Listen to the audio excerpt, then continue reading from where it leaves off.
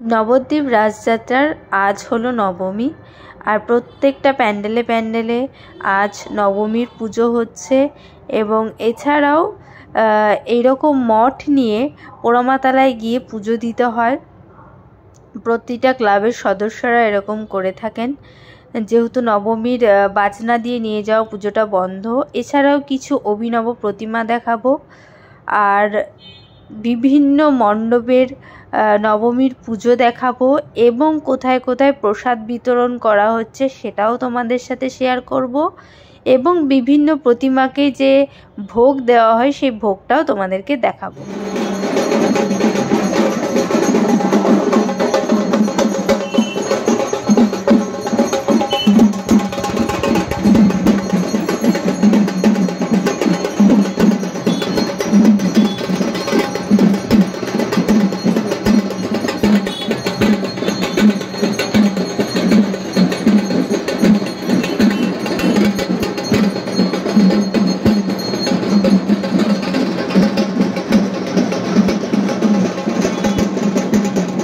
নবদ্বীপে প্রায় 700+ ঠাকুরের পুজো হয়, বা তারও বেশি হতে পারে। তো প্রতিটা ঠাকুরের হয়তো পুজো তোমাদেরকে দেখাতে পারবো না, কিন্তু কিছু কিছু ঠাকুরের পুজো তোমাদের সাথে আমি শেয়ার করছি। আর নবদ্বীপের রাসযাত্রায় কিন্তু একদম এখন মাতামাতি চলছে, কারণ প্রত্যেকটা রাস্তায় রাস্তায় কিন্তু বাজনার আওয়াজটা পাওয়া যাচ্ছে।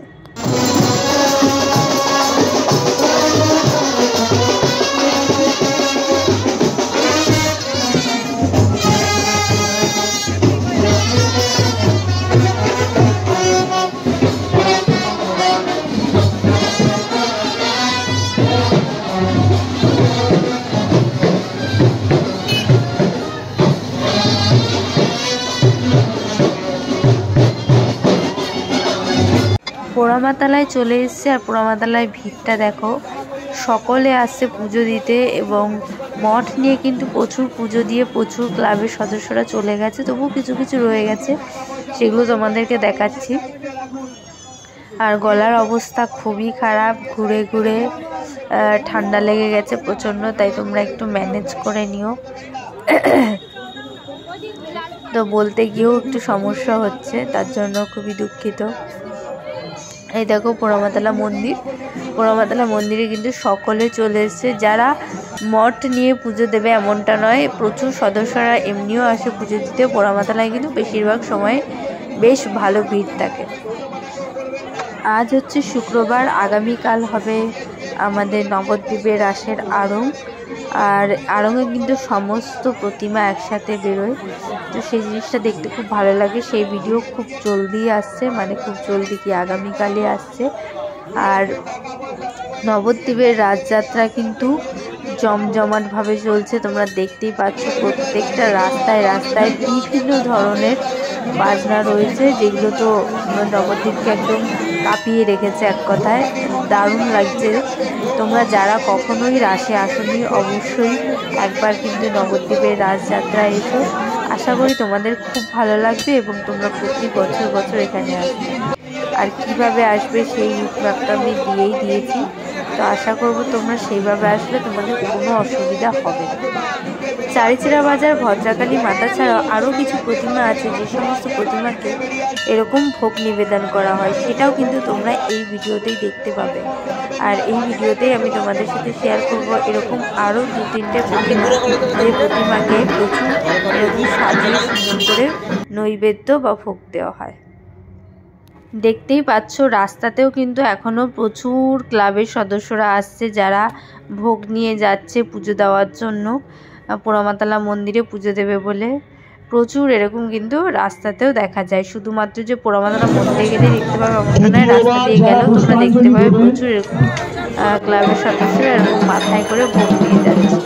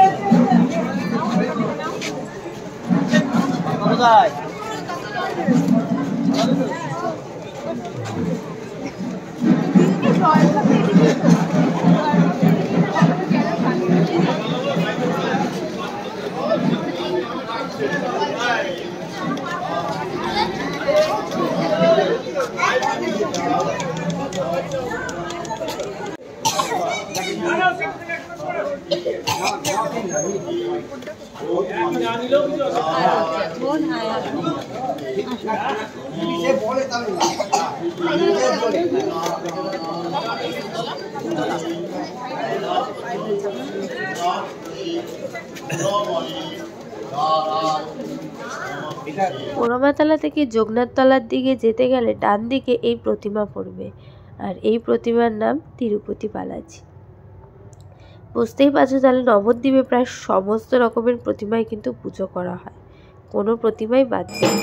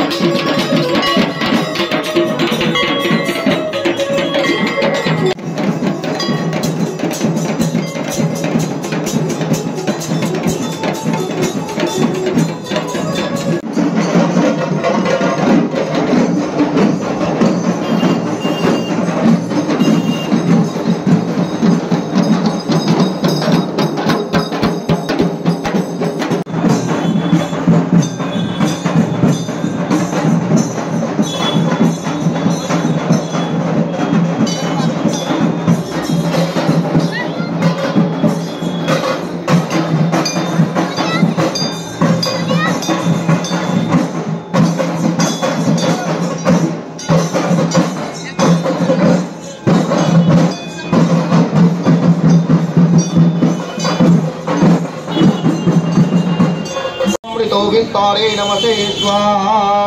ओम आमन्नं घृत संयुक्तं ननाद्रव्य समन्वितं मया निवेदितं भक्ता गृहाणं परमेश्वरे इदं सौपकर्णामन्नं ओं नैवेद्यं ओं ह्रीं रणचण्डी दुर्गायै नमः।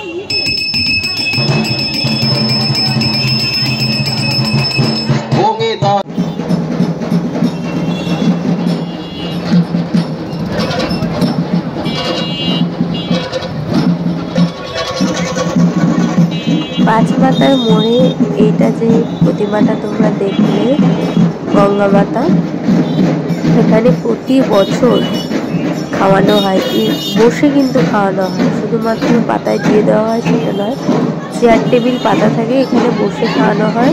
যারা দর্শনার্থী আসেন তাদের প্রত্যেককে কিন্তু এখানে খাওয়ানো হয় এবং খিচুড়ি, আলুর দম আর পায়েস থাকে।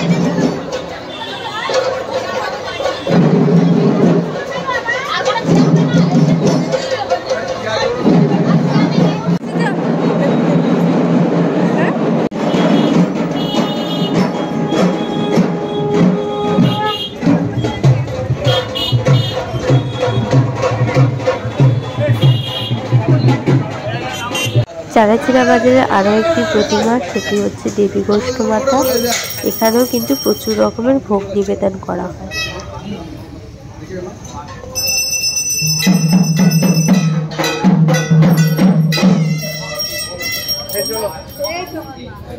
তোমার খোঁজ করছিল যে যাবে নাকি, বলে না কাকুমা বেরিয়ে গেছে। আমরা ঠাকুর দেখে এলাম, সব দেখে এলাম, এই 5টা পুজোটাই দেখে এলাম। দেবী গোষ্ঠ মাতার পাশে আরও একটি প্রতিমা হয়, সেটা হচ্ছে শ্রী লক্ষ্মী নারায়ণের অনন্ত শয্যা।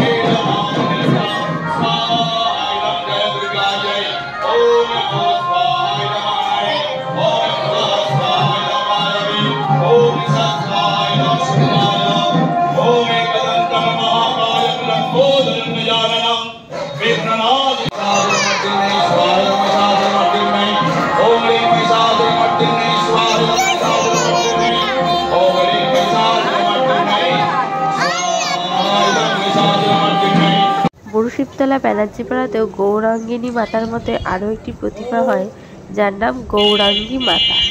এটাও কিন্তু গৌরাঙ্গিনী মাতার মতোই দেখতে, এক পাশে লক্ষ্মী আর এক পাশে সরস্বতী। আজকের ভিডিওটা এইটুকুই। ভিডিওটা কেমন লাগলো অবশ্যই কমেন্ট করে জানিয়ে। দেখা হবে আবার আসলে একটা ব্লগ নিয়ে। টাটা।